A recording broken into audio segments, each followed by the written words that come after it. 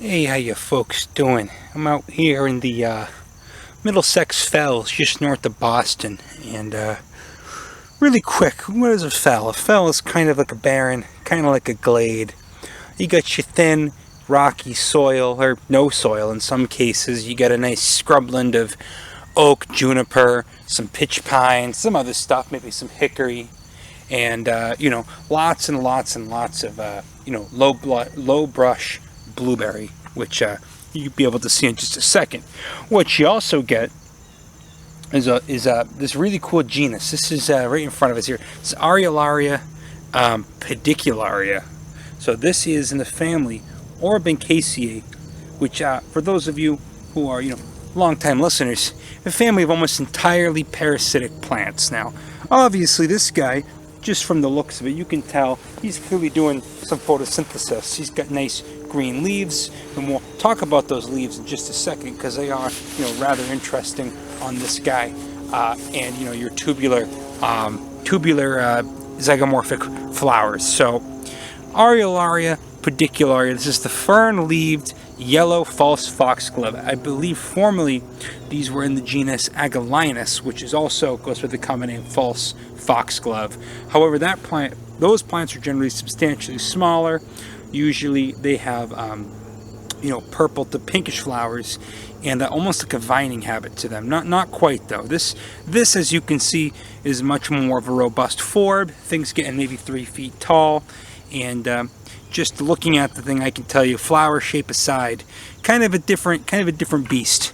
So let's take a look. This guy's not blooming yet, but let's just take a look. We can see if we can find one in bloom, and if not, I mean, these bloom well into September. So there's the side profile. Oh, come on, work with me here, buddy. There we go. There's the side profile on that flower. Nice fine pubescence to it, in all honesty. And these look like these will be pretty big. Look at that calyx.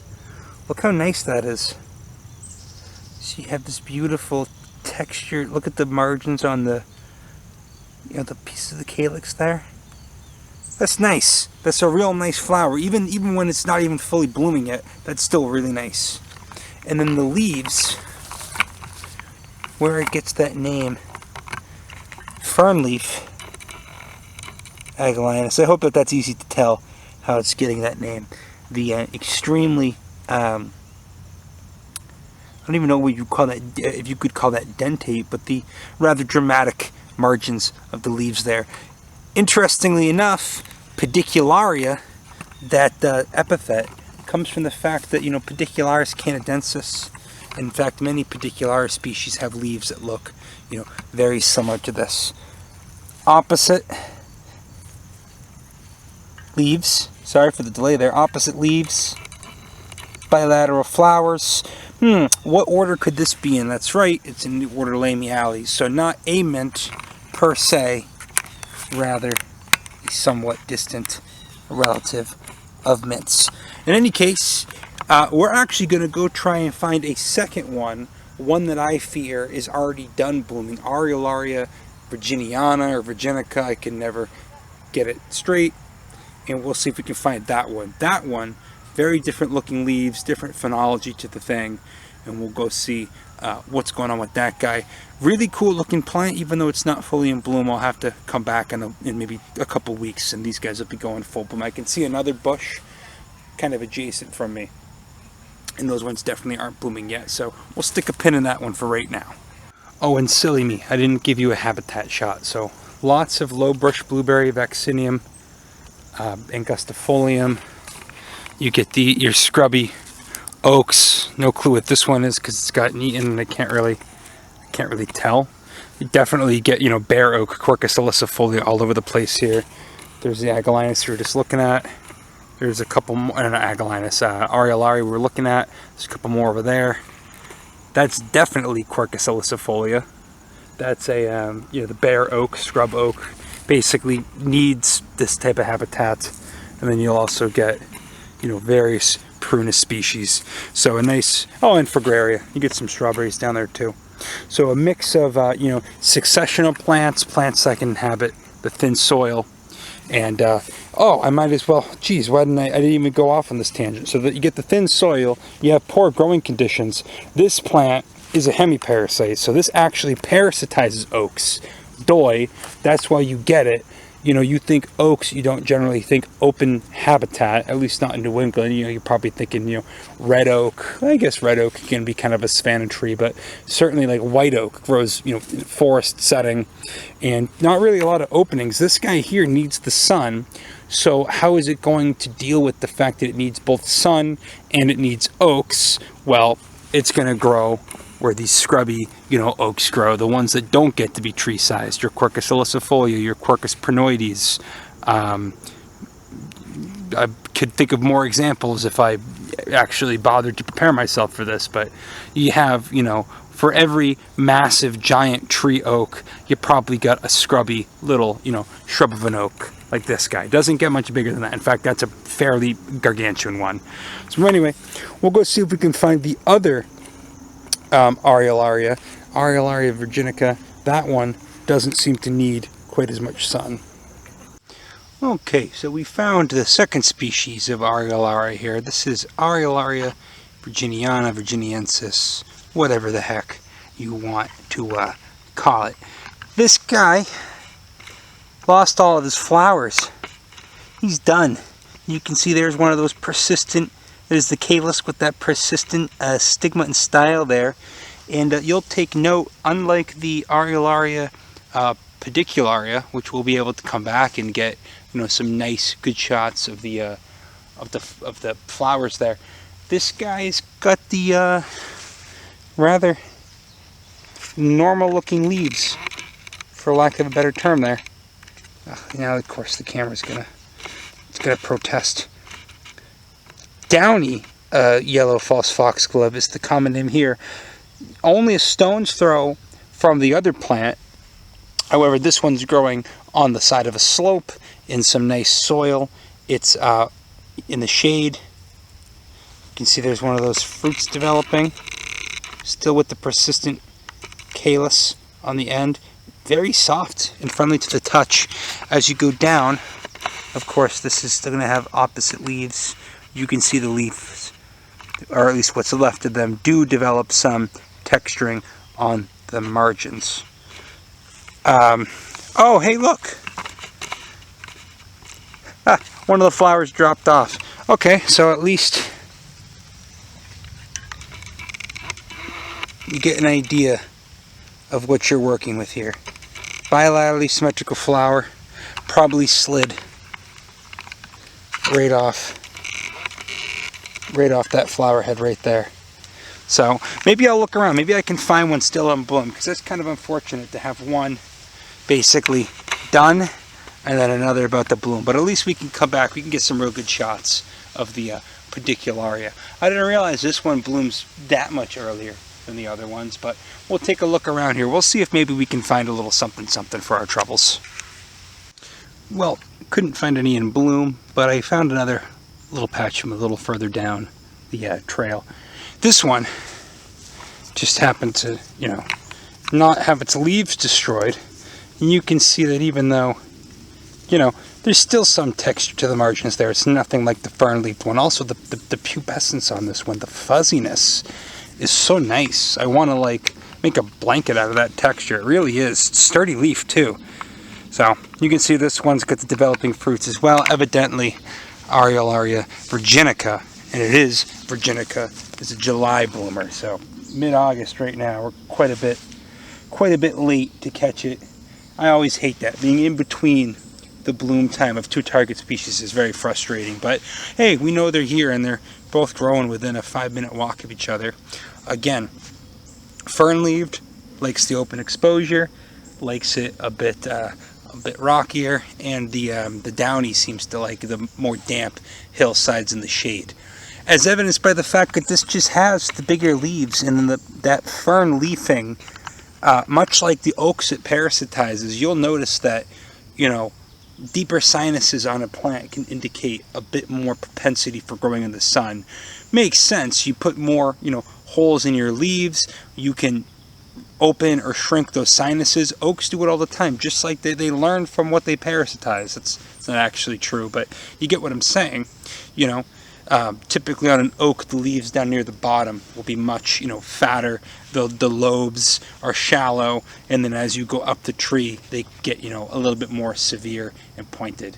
I could put a little visual of what that looks like. So, in any case, two fascinating plants. There's a third species. It's a little bit more rare, although I think all of them are kind of in my neck of the woods. Aureolaria flava, the smooth yellow false foxglove, which I believe kind of is really similar to this species, just might be even less.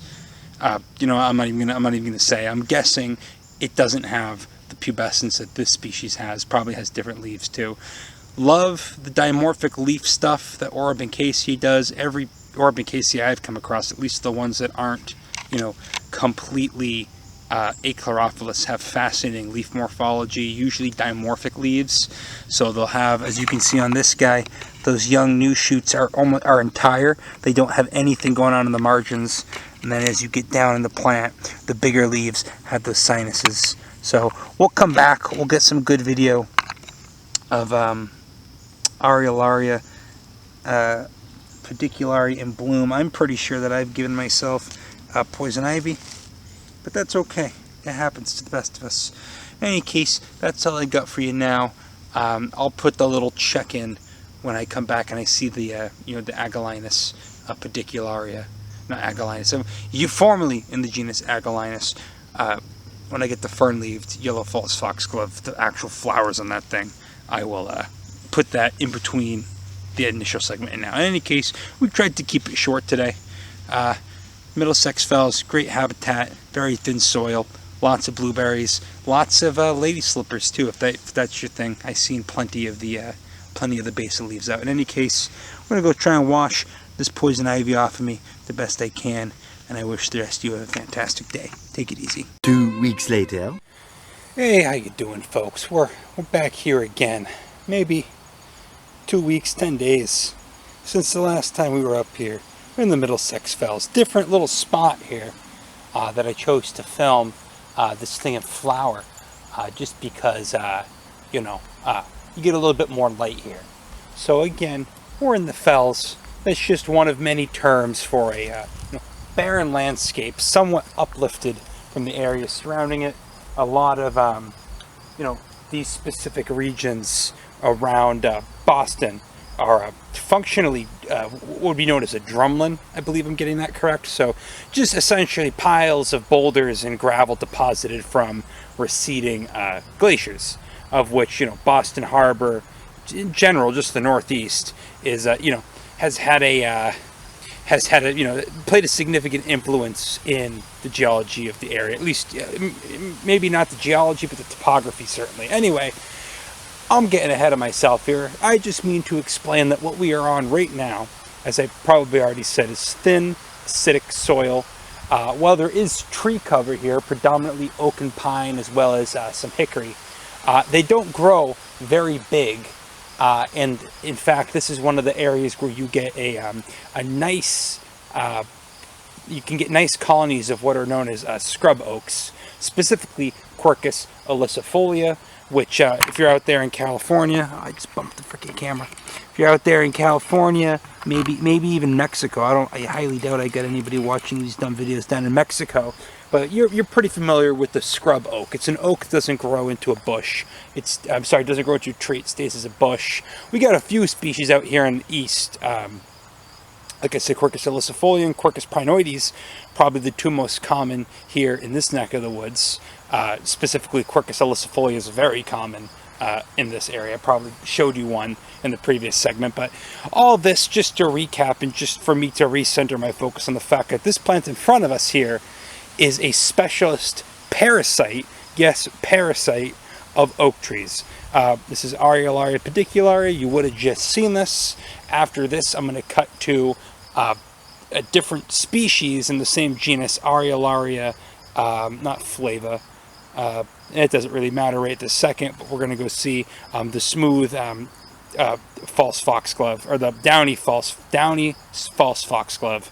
God, I'm all over the place today, aren't I? So Aureolaria, yeah, it's the genus of yellow false foxgloves, closely related genus, which blows my mind, to Agalinis, which are purple false foxgloves, all of which are in the in this family, Orobanchaceae. This is a recap just for me to get my gears going again, and they are almost entirely parasites or hemiparasites. And you just got basically, I just showed you in the previous segment what hemiparasite means. It means, yes, it's photosynthesizing, but it is also capable of stealing nutrients. And now they're in bloom, so I can actually show you what the flowers on these things look like. Showy bastards, aren't they? This thing's growing about 2 feet tall. I heard from someone that this is an annual. I know Agalinis is an annual, but Agalinis also tends to be a much smaller, almost vining plant. This is a fairly robust shrub, which I guess shrub would probably be an appropriate term for it, because looking at it, I don't see any woody tissue. If it's an annual, it's just an herbaceous annual, but it's growing about 3 feet tall, not small. These flowers are quite large. I'm a good ways back from the thing, and as you can see, assuming I can get this to work properly, as you can hopefully see, they're doing quite well for themselves right here in this sunny little spot on basically exposed dirt. There's another one over there that hasn't started flowering yet. Doing quite well for themselves. Not the most common plant in the world. I didn't even bother saying this in the last segment, but Agalinis, sorry, not Agalinis, Aureolaria, which this is a genus that is basically, with I think one exception, in like far southern Ontario, like along down the little peninsula that Ontario basically juts down into the Great Lakes. Barring that, and barring one species that's endemic to Mexico, this entire genus, I think the 7 species, is basically entirely restricted to the eastern United States, which I always think is very freaking cool when you get that. You don't get many things restricted entirely to the eastern U.S., but it's nice when you do get, some semblance of exclusivity in the plant world. So, yeah, they get the 1 species down in Mexico. There's 3 species that are very broadly distributed, which are the 3 that we get up here in New England. And then there's 3 other species, I think, that are have a greater affinity for the south, maybe even the southeast. So we'll stick a pin there. We'll address that. And yes, this does not grow in the Maritimes, to my knowledge. This basically stops along the southern coast of Maine. But it's, not uncommon, especially this species, Aureolaria pedicularia, is not uncommon in Massachusetts. So this is that's basically 6 minutes of recap that I may or may not cut out. But let's take a look at the actual floral morphology here, because realistically, that's kind of, barring the, this whole plant is fascinating. Who am I kidding? It's many aspects of this plant are quite fascinating to me. Pardon me as I just get negotiate my camera into a better position for which we can appreciate the floral morphology. All right, look at that. Look at those weird, fuzzy, are those the anther filaments, or are those the actual anthers? I can't really tell. I'll have to look back at the pictures I took, but I believe we're dealing with 4 anthers. Yeah, there you go. Little green stigma tucked in the back there. That's what's going to receive the pollen. Gotta remember that. Never a bad time to brush up on your basic floral reproductive anatomy. So these look like they don't last that long on the thing. It still has plenty of flowers and bud, but these look kind of rough, for lack of a better term. Nice spotting down in there. Almost reminds me of like a bignonia flower. In fact, it reminds me a lot of a bignonia flower. Oh, I'm looking at a big bumblebee going into one off to the side of me right now. Butterflies flying around everywhere. Did I mention it's late August, and this is, assuming you're not going through a late season heat wave, a great time to be out and about in New England? Yeah, sure, a lot of stuff is dying, and it doesn't have, the forest ephemerals, the real showy guys going off like you do in the spring, but you get lots of cool late season stuff too, like this guy. Oh, the bee's gonna come visit. Yeah, there he goes. See, he's going down in there. Yeah, these are great plants. These will bloom through to October. I mean, like I said, the entire thing is covered still in some pretty relatively immature flower buds. Yeah, get in there, buddy. Let's get some more Aureolaria growing here next year. So as you can see, pollinators clearly have an affinity for this thing. It's participating in a cool symbiosis with the oaks. It's got really interesting flowers. I can actually, now that the bee's done, can actually show you the side view. So 5 fused petals, a zygomorphic flower. That just means it could only be divided symmetrically one way. And just one of the most, I'm going to negotiate this real quick. Let's see if we can get this to work. Yeah, there we go. That's fine. That's fine. One of the most interesting calyces I've seen on any plant. I mean, I know plant nerd people have an appreciation for this thing. Oh, cut myself off there. I was going to say, I know plant nerd people have an appreciation for this species in this genus, but I've not really, you know, outside of 1 or 2 people I know who happen to just kind of have a thing for Orobanchaceae like I do, the Agalinis tends to be the more favored one people go after. You would have a hard time cultivating this, you know, from seed unless you could replicate this habitat, unless you could, you know, provide ample supply of the host species. I got a good enough, I think, you know, clip of what the leaves look like from the last video, because something came by and just gnawed this thing down. So we don't have those big pedicularis, hence the epithet pedicularia looking leaves that this thing had, but we probably saw this in the last segment. I'll have to trim this down somewhat, I think. I don't want to recap too much. So anyway, we can put a pin in this video. Aureolaria, the one that I didn't get is flava. So Aureolaria, pedicularia, Aureolaria flava, and then I wanted to say Aureolaria, no, it's virginica. Virginica is the other one that we'll get in this video. 3 species, all pretty common around the northeast. You get them. Oh geez, I'll have to put a range. I'll just put the range map up for the whole genus and just show you, because flava, virginica, and pedicularia, I believe, you know, overlap quite significantly. Anything else to say? Not really. Just an interesting genus, and yeah, they do really, really well in these types of you know, sandy oak and pine barrens. Here's some little guys. That's about the size of an Agalinis, at least the ones I know. The purple false foxgloves. And I mean, that dumb common name just comes from the fact that I guess it's not that distantly related from foxglove, like in the grand scheme of things. So these are in the family, which I probably said already, Lamiales. Sorry, the order Lamiales. So they are in that, you know, mint, plantain, penstemon, yada yada yada general lineage, but you know, own family, Orobanchaceae, and coming up with a cool native grass. Actually, this guy I've got a lot of appreciation for. I got this in my yard now. This is yeah, you can see his dongs are out. Those are the flowers. Don't ever let any jackass tell you that grass doesn't have flowers. Grass is absolutely a angiosperm. Just because you don't know what you're looking at doesn't mean that you're right. Sorry, pet peeve of mine. Grass are absolutely flowering plants. Those are the highly reduced flowers, but those are the dongs, you know, spelling it right there, the anthers. So windborne pollen, that's going to go and hit the stigma of a, you know, different individual, hopefully, going to blow in the breeze. They're going to make more Schizachrium, scoparium. I didn't even bother saying the name of this. This is a little Bluestem. Great native grass that, you know, you ever want to do like a planting of some, like, you know, you got a hell strip, you know, put this in, put some Comptonia peregrina in, put some Baptisia tinctoria in. 4 plants would offer, you know, those, what is it?